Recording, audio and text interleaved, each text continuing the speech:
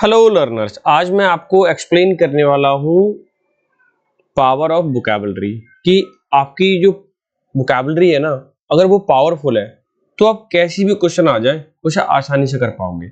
आज है दिसंबर 18 और हम लोग डिस्कस करेंगे एक बेहतरीन वन वर्ड, ठीक है। और ये भी सीपीओ में आया हुआ है 2023।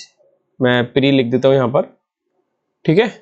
तो मैं रिपीटेड क्वेश्चन करा रहा हूँ और ये रिपीट भी हो सकते हैं, इसलिए आपको पता ही होना चाहिए। और ना भी रिपीट हो फिर भी आपको पता होना चाहिए। सामने वाला अगर बोल देता है तो समझ में आए, न्यूज़पेपर पढ़ रहे हैं तो समझ में आना चाहिए। इस तरह के वर्ड आ जाते हैं उसमें, ठीक है।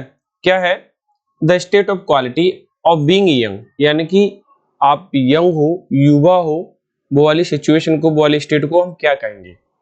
प्रीनेटल कहेंगे, प्यूबर्टी कहेंगे, यूथ कहेंगे या सॉलिट्यूड कहेंगे? देखो, मुझे मालूम है आप प्रीनेटल और इन दोनों को तो एलिमिनेट कर दोगे, लेकिन इन दोनों में कंफ्यूज जाओगे, क्या लगाऊं? चलो डिस्कस कर लेते हैं आज का ये क्वेश्चन। अगर वीडियो पसंद आए तो लाइक शेयर सब्सक्राइब जरूर करना। देखिए, मैं इसे पहले रब कर देता हूँ, फिर मैं आपको एग्जैक्टली बताता हूँ आंसर क्या है। प्री प्री का मतलब होता है पहले, नेटल का मतलब जन्म तरीके से, यानी कि जो अंदर फीटस होता है ना, उसकी बात हो रही है, यानी बिफोर बर्थ। सिंपल सी बात करो, मैं यहाँ पे बिफोर बर्थ, एक ऐसी स्थिति जो जन्म से पूर्व की होती है उसे प्रीनेटल बोलते हैं हम। प्यूबर्टी का मतलब होता है कि बच्चे में किशोरावस्था आ रही है, यानी कि वो थोड़ा सा टीनेजर बन गया है और कह सकते हैं कि वो मूछें निकल रही है, उसकी दाढ़ी निकल रही है, ठीक है, उसकी आवाज भारी हो रही है, यानी कि हार्मोनल जो है चेंजेज आ रहे हैं उसके अंदर, ठीक है।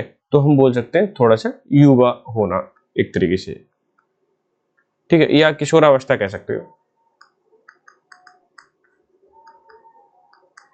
यूथ, यूथ का मतलब पूरा युवा होता है, कंप्लीट युवा को हम बोलते हैं, ठीक है। और सॉलिट्यूड का मतलब होता है जहां अकेला हो, कोई अलोन हो या सिंगल हो, ठीक है, उसे बोलते हैं।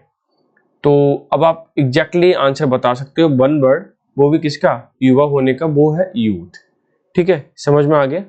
तो आप आसानी से कर पाओगे ऐसे पढ़ने के बाद। अगर आप पुराने मेथड से पढ़ोगे, वही पुराने वाले तरीके से, तो शायद आप इसे ना कर पाओ।